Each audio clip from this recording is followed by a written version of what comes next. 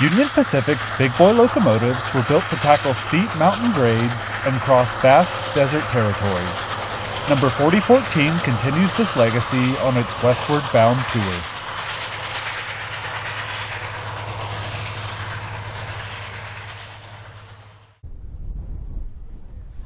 The high desert country of the Great Basin allows for miles and miles of unobstructed views.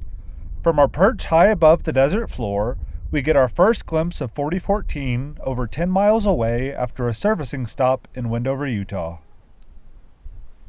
Arnold Loop was constructed by the Western Pacific Railroad in 1914 to cross Silver Zone Pass. The loop was necessitated by the railroad's charter, which stipulated a maximum grade of 1%.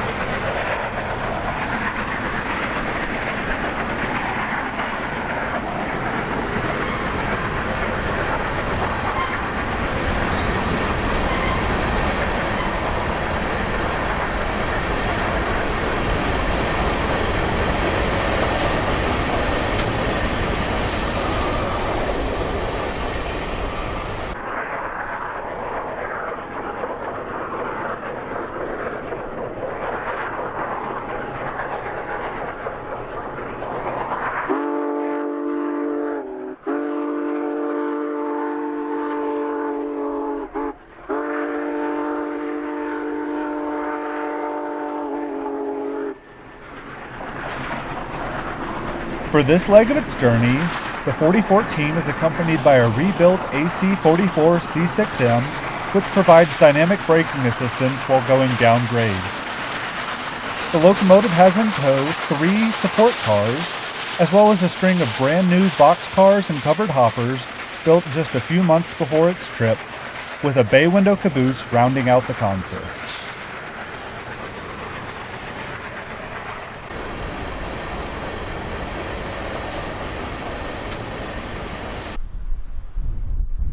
Just outside of Wells, Nevada, the steam-powered freight is racing towards its next whistle stop for servicing and a brief public display.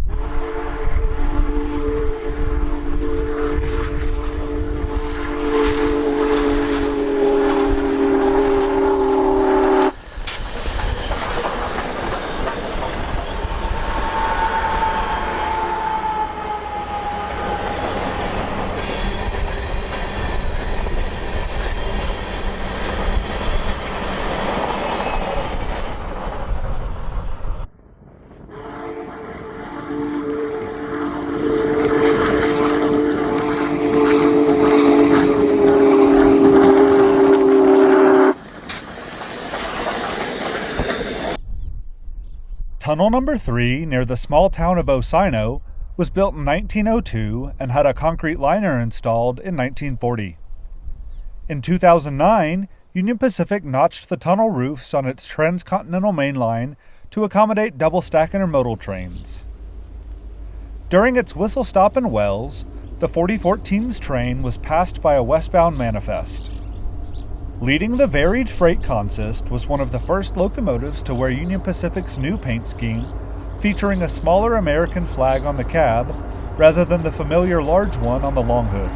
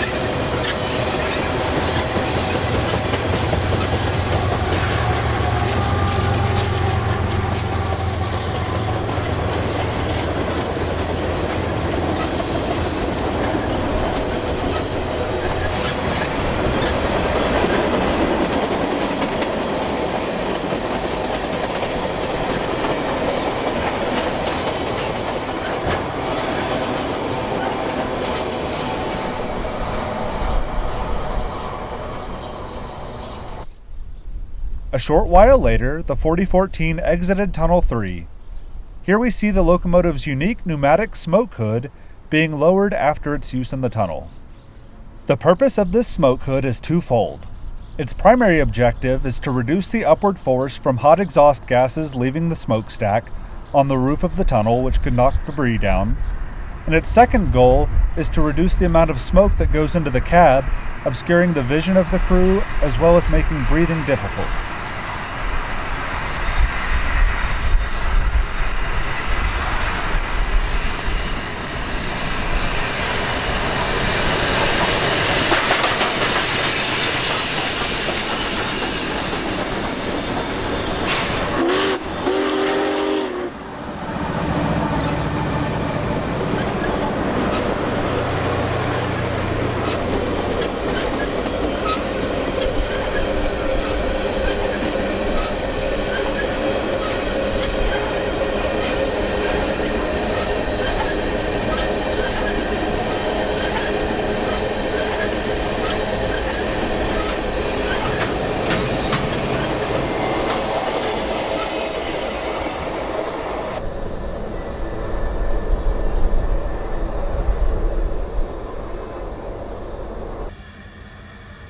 As evening fell, the 4014 pulled into Elko's modest yard, and crews began preparing the locomotive for its day-long layover. Nightly responsibilities include capping the dual smokestacks,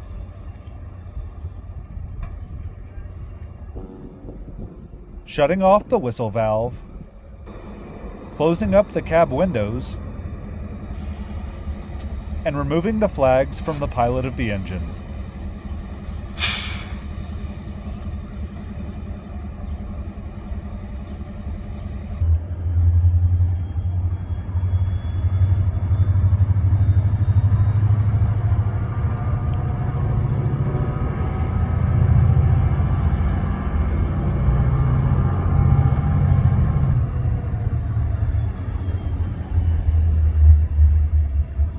Meanwhile, the business of railroading continues on, with a pair of SD-40-2s performing switching duties, and a road freight pulling in for a crew change and refueling before continuing west.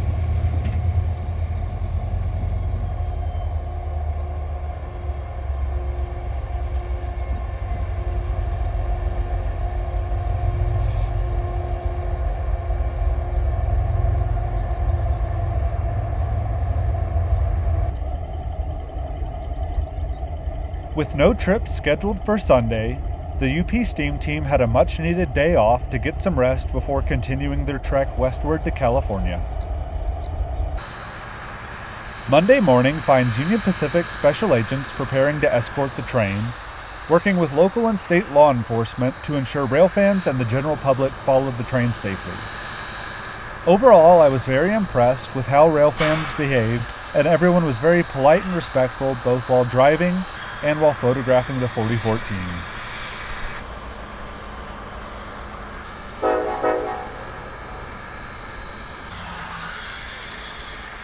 Shortly before departure, we see a crew member adjusting the safety valves on top of the boiler. This required lifting the safeties, then running the injector to seat them multiple times. Safety valves ensure that the pressure of the boiler stays at safe levels at all times.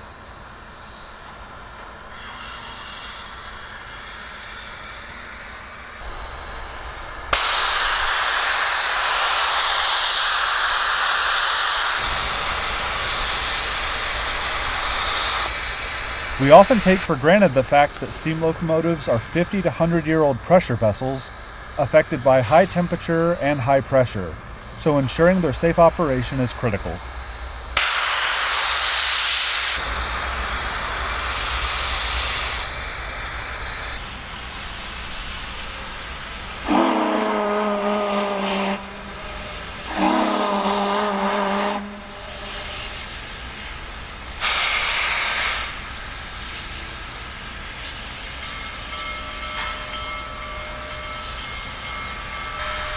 At 9 a.m., the big boy whistled off and began rolling west.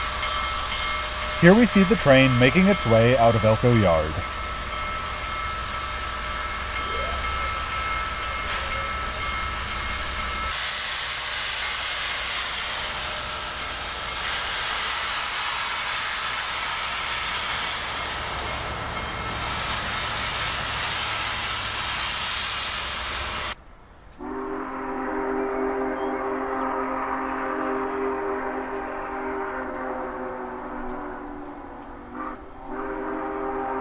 Elko was established as a stop along the Transcontinental Railroad in 1868. Built as a railroading town, it would evolve into a quiet little ranching community until the 1960s, when its fate would change with the discovery of microscopic gold along the Carlin Trend. Ever since, Elko has become a hub for mining in the region, which has produced over 100 million ounces of gold to date.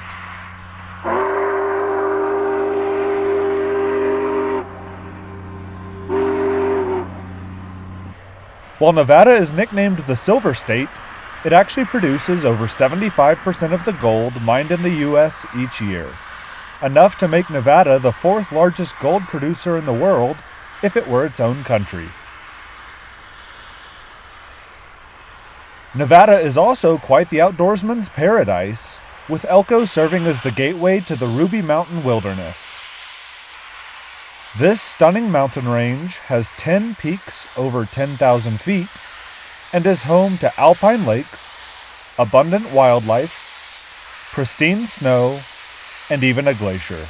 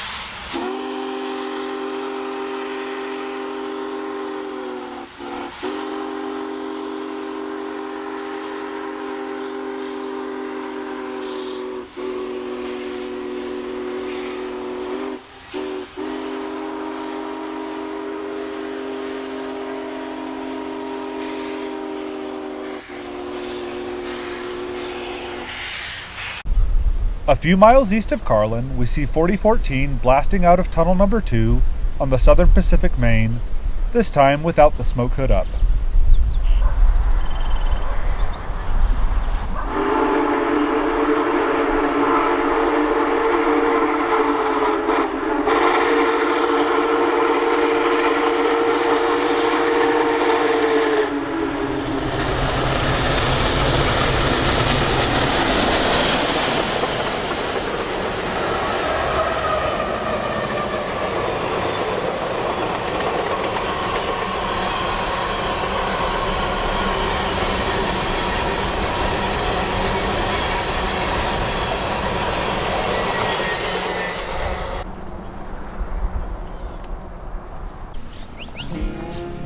Palisade Canyon is one of my favorite spots in northern Nevada. This remote holler is home to rich history and abundant tall tales. Though just a ghost town today, Palisade once boasted a population of 600 residents and a reputation that shaped American history as we know it today. In the 1870s, following the completion of the Transcontinental Railroad, the town served as a lunch stop for Central Pacific trains. In this era before railroad dining cars, passengers would get off the train for meals at restaurants and towns. As legend has it, residents of Palisade began staging robberies and shootouts every time the train would pull into town.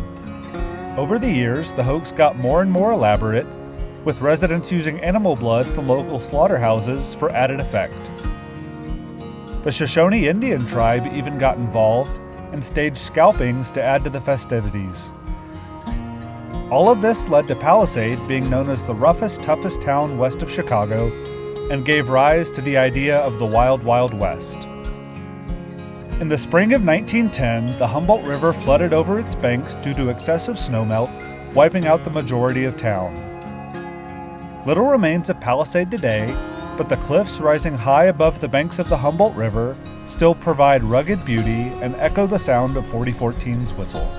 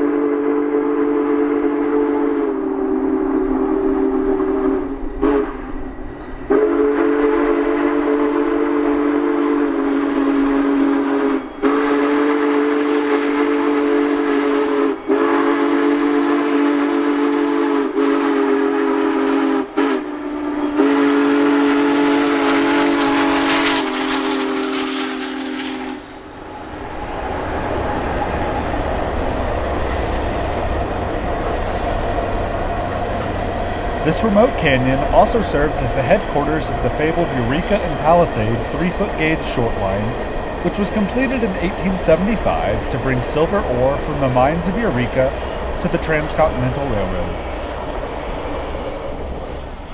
The right-of-way, as well as a couple of bridges, can still be seen winding through the valley floor.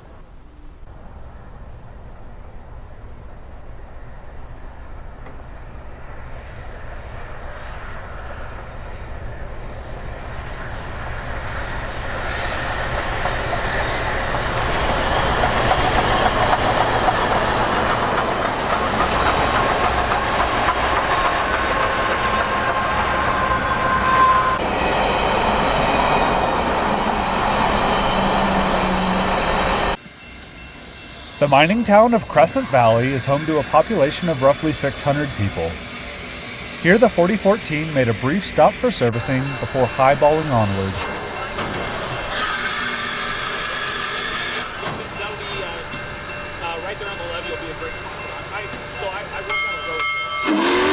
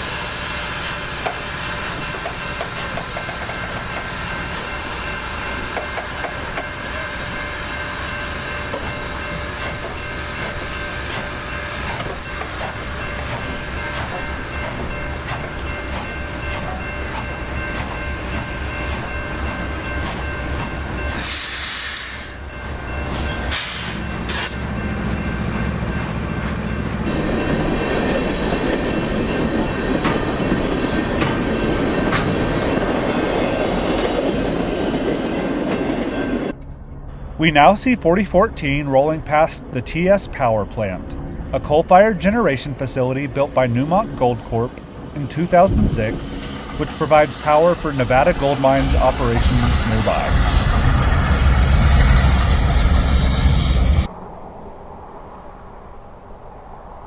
Though today just a sage-carpeted valley, in 1866 Argento was home to a small silver mining camp.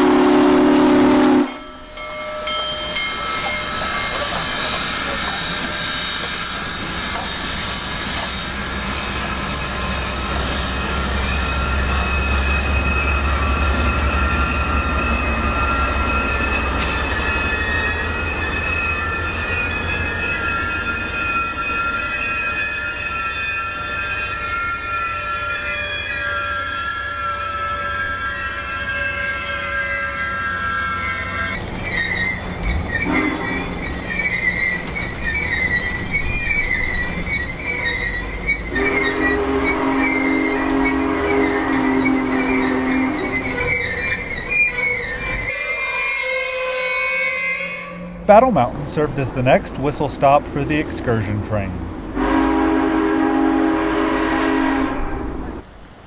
Here the public was allowed to get up close to the big Alco, while crews once again applied hard grease to the rods.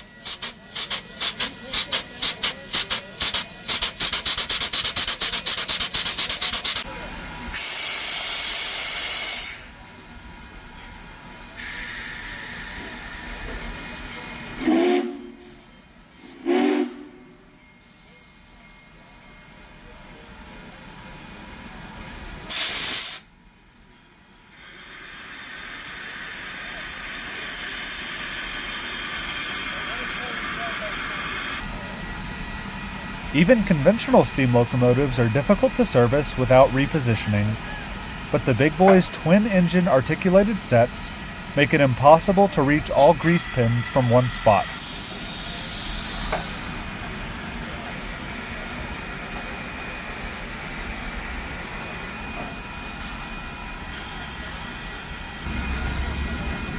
Here we see the engineer creeping the locomotive forward so that the rods are positioned out of the way for crew members to service.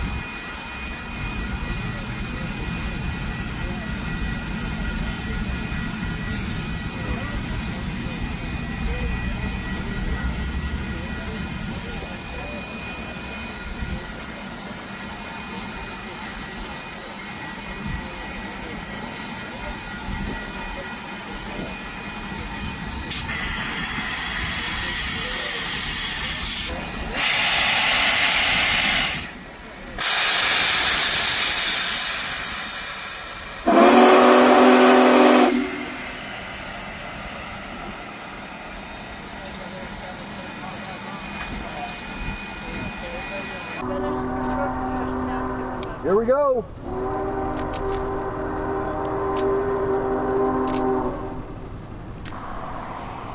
With greasing complete, 4014 whistled off and continued west.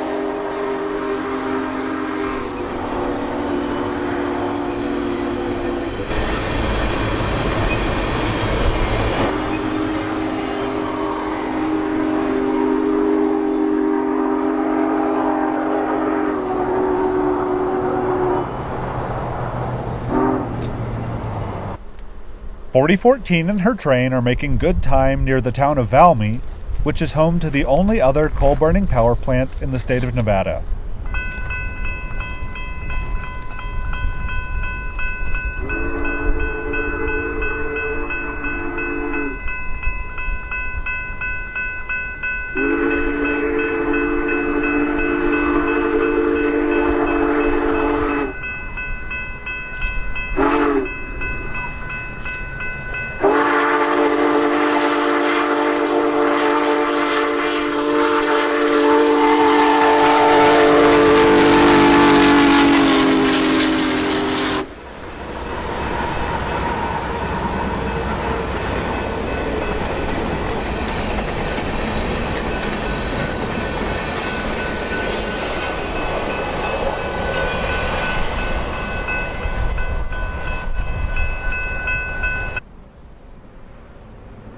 The staggering length of the UP 4000 series is easy to see as the train rolls past the Button Point Ranch, which has been in operation raising horses and cattle since 1873.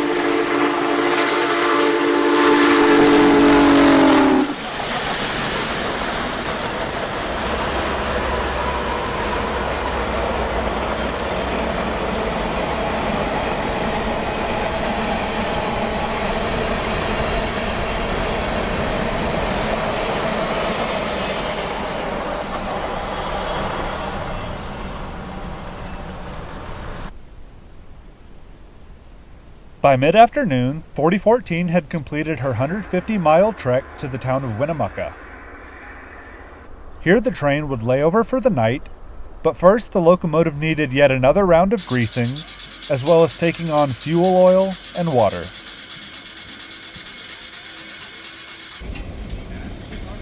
To combat the buildup of scale in the boiler as a result of Nevada's hard water, the Art Lockman tool car has a water softening system on board.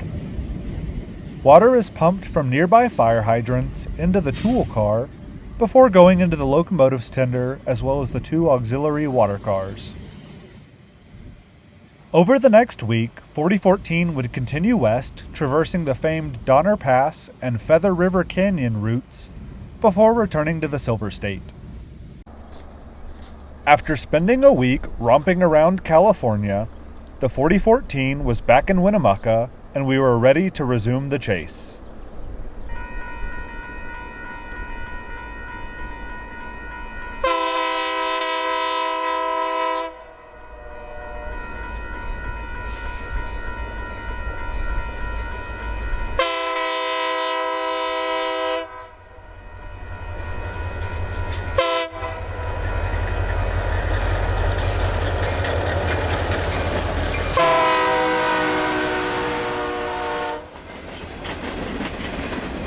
Before the steam special departed, we see a local freight headed back to Elko, led by a rare Snoot Nose SD40-2.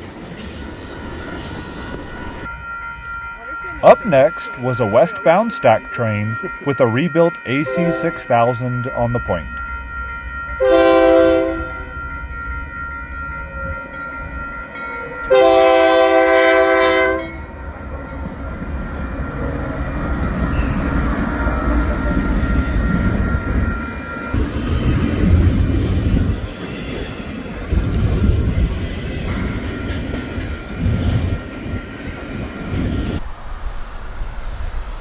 Shortly after 9 a.m., the excursion train finally got underway.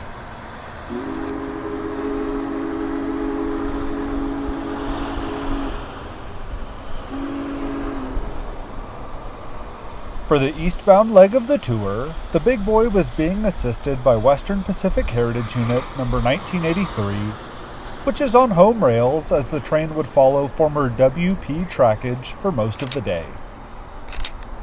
The locomotives also had 12 gleaming passenger cars from UP's Heritage Fleet in tow, having exchanged them for the freight consist seen earlier.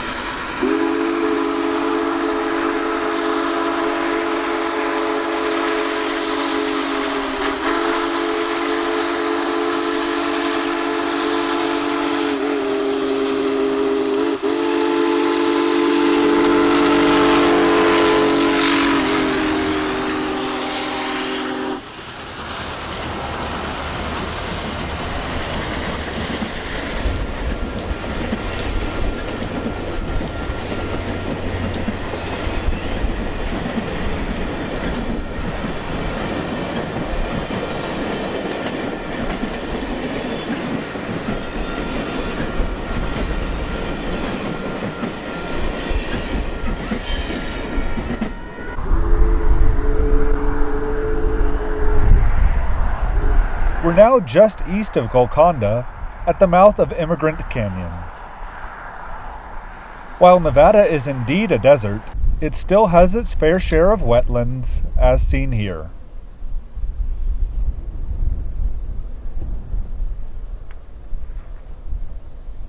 The meandering Humboldt River provided critical water to travelers on the California Trail, as well as early settlers to the region.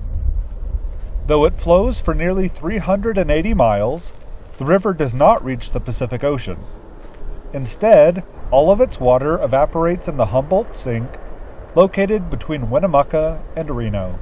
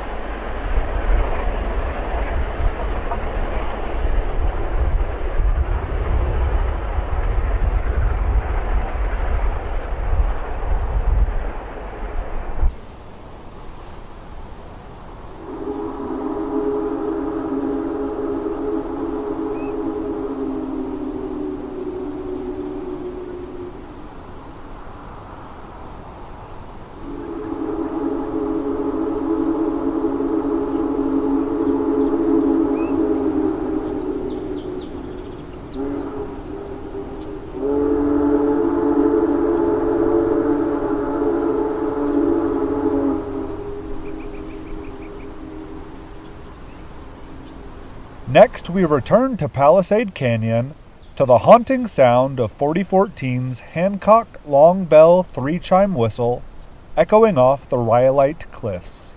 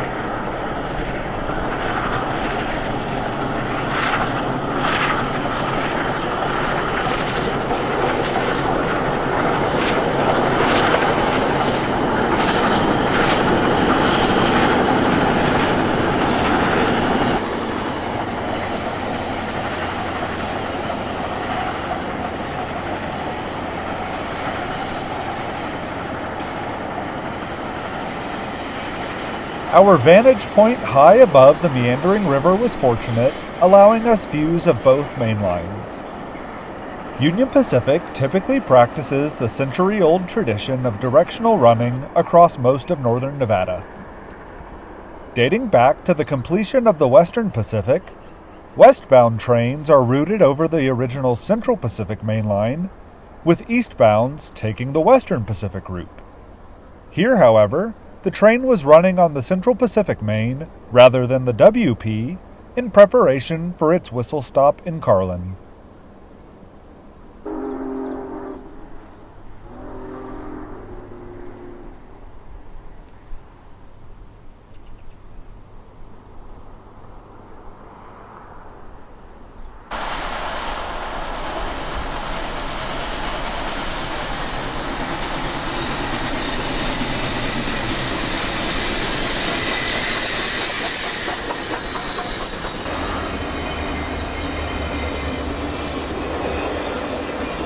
In Carlin Canyon, we're back at tunnel number 2, this time at the East Portal, as 4014 leaps across the Humboldt River.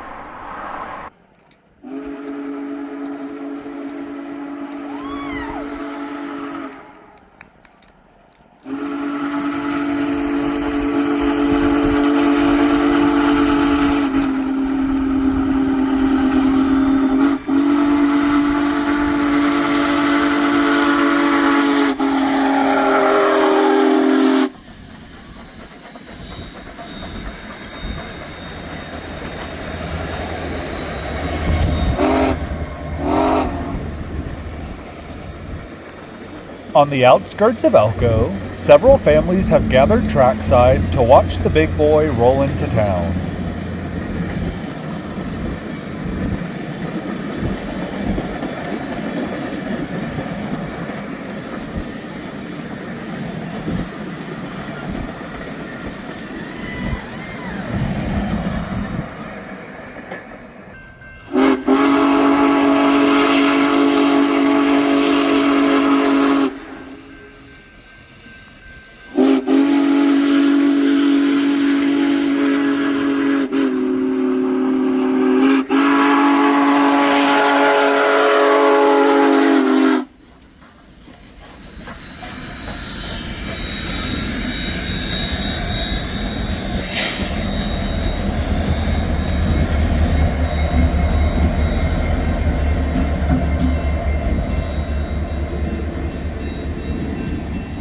To round out the day, the train pulled into Elko Yard for public display before being put away for the night. This was a really special treat for me as I got to see dozens of my friends from church and work and share my love of trains with them. Most of them had never seen a steam locomotive before and really enjoyed the chance to be up close with the 132-foot-long giant.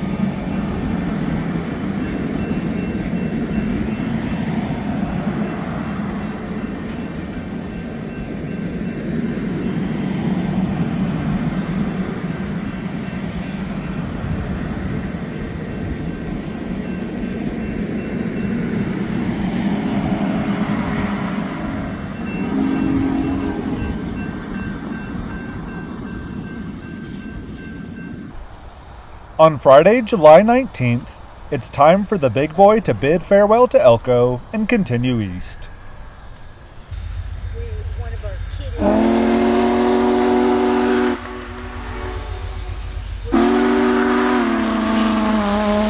Driving across California. Much more of a tour. Come on, Caitlin. I'm going to go over here, Caitlin, so I can get away from the pole.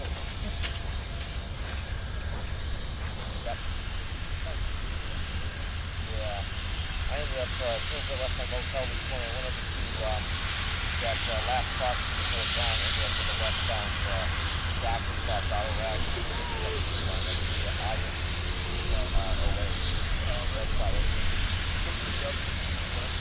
Yeah. That's one of the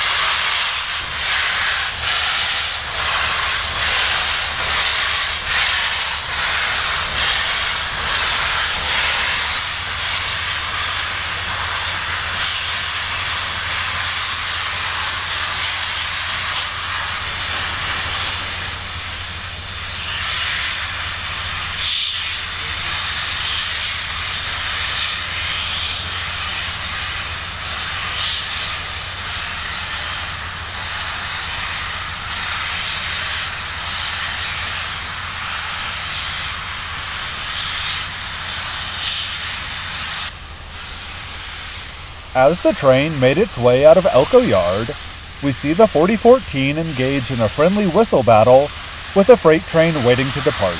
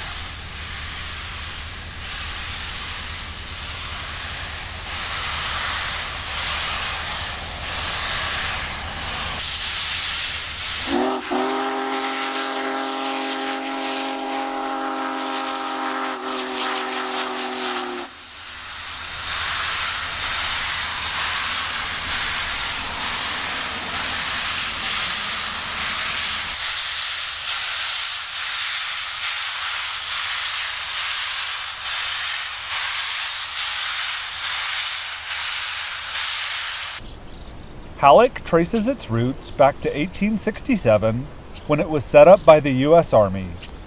It was built as a fort to protect travelers along the California Trail, as well as the builders of the Transcontinental Railroad from Shoshone and Goshute Indians in the area.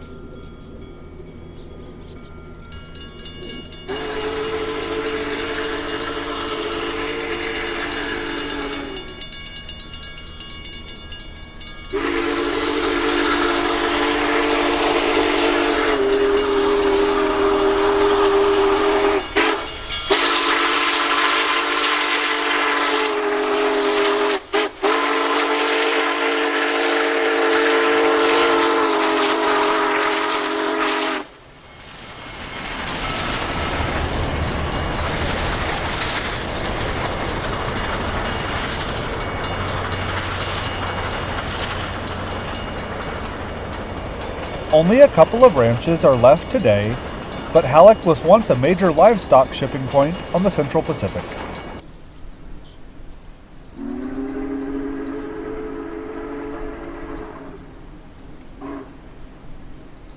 The town of Deeth once had 42 homes, 5 saloons, 2 hotels, a church, and even an opera house, but in 1915 most of the town burned to the ground in a large fire.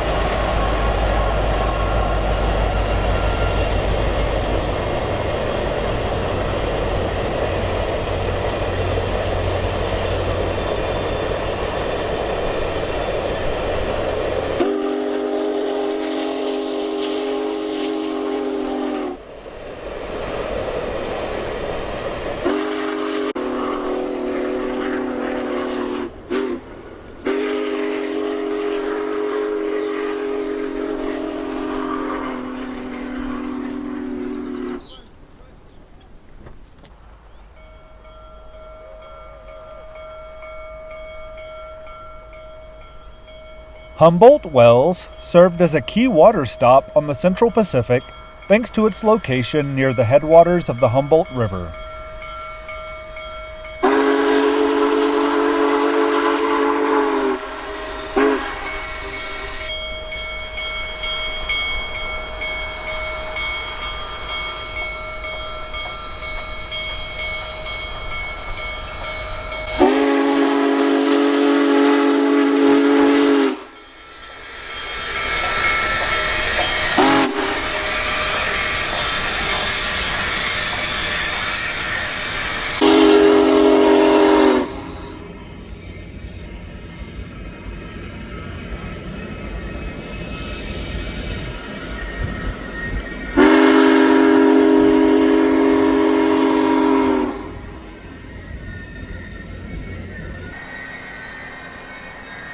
Though its population has never been more than 1,300 residents, Wells was the only town in Nevada to have ever been served by 3 Class I railroads.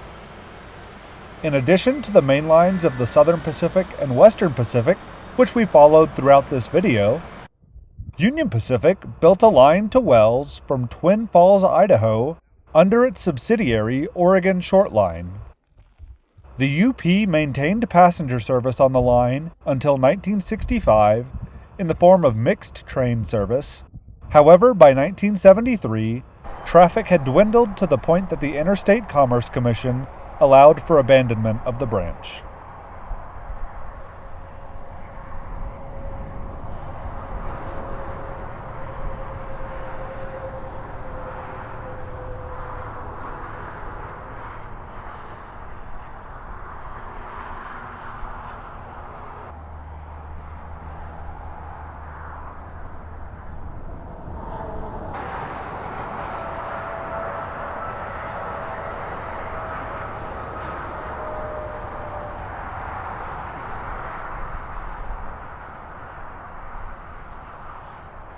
As the 4014 departs Wells, we see the massive locomotive fighting wheel slip as it works up the 1.3% grade of Moore Hill.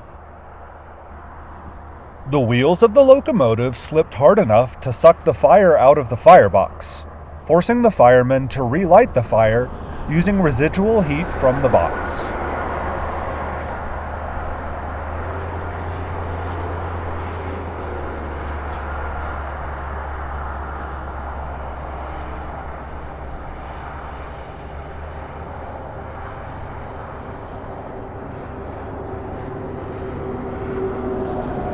Despite the triple-digit temperatures that we experienced each day of the chase, snow still clings to the 10,023-foot peak of Chimney Rock, which lies in the East Humboldt Range.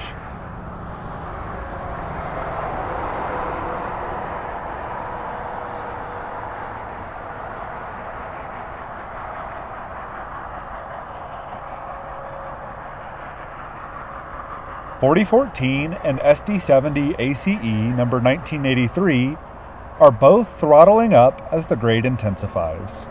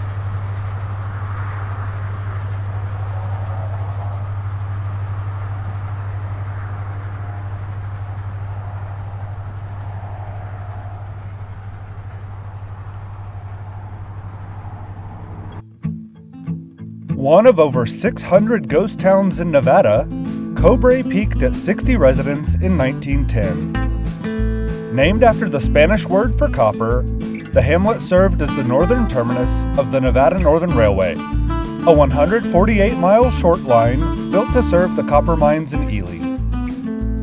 Here at Cobre, the Nevada Northern interchanged with the Southern Pacific. The railroad built a large Y and several buildings, including a wooden engine house. The original engine house caught fire with the Nevada Northern's brand new SD7 number 401 still inside. But a passionate engineer named Jumbo ran into the flames and started up the railroad's only EMD, pulling it to safety. In 1953, a new concrete structure was built at a cost of $12,359 and still stands today.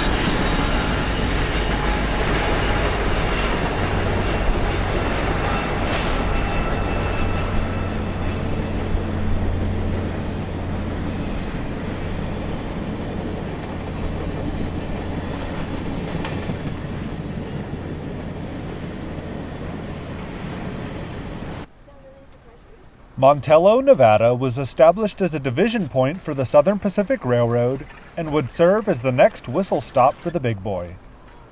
Though just 66 residents call the town home today, its population briefly tripled with the presence of railfans and families chasing the train, seen here just a mile west of the state line.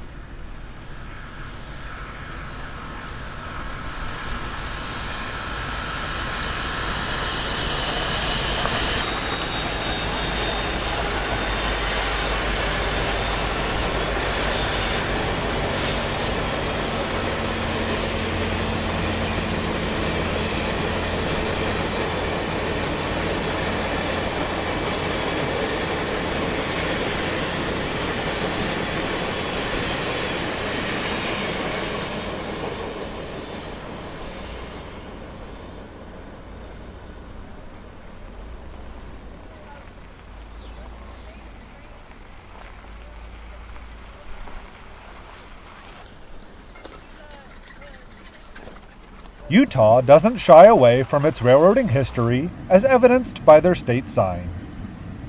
From here, the train would take the loosened cutoff across the Great Salt Lake, placing the tracks several miles away from any roads. Because of this, our next encounter with the Big Boy would be its crossing of the Weber River on the outskirts of Ogden.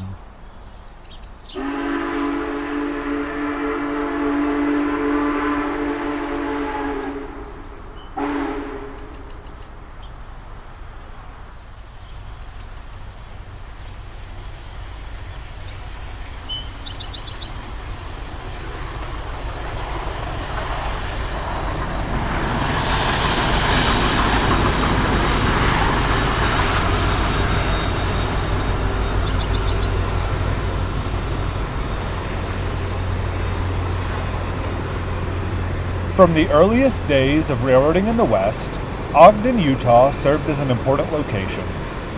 Just east of Promontory Summit, where the last spike of the Transcontinental Railroad was driven, it would eventually be known as the Crossroads of the West, connecting passengers from the Union Pacific, Southern Pacific, and Rio Grande railroads.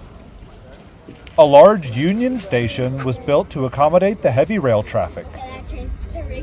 While Union Station itself does not have any passenger service, UTA's front-runner commuter trains stop a few hundred yards away and can frequently be seen going up or down the 2% grade coming off of the flyover which crosses the UP yard. That guy's definitely winning the race.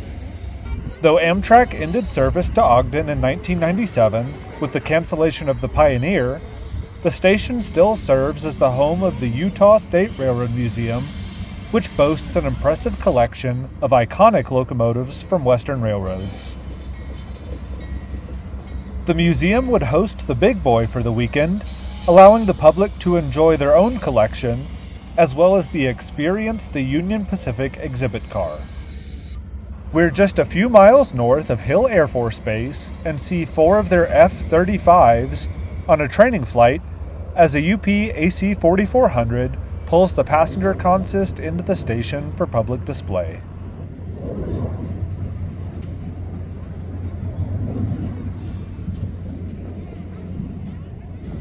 It's fitting that the 4014 should lay over in Ogden, as the town is situated at the base of the Wasatch Mountains.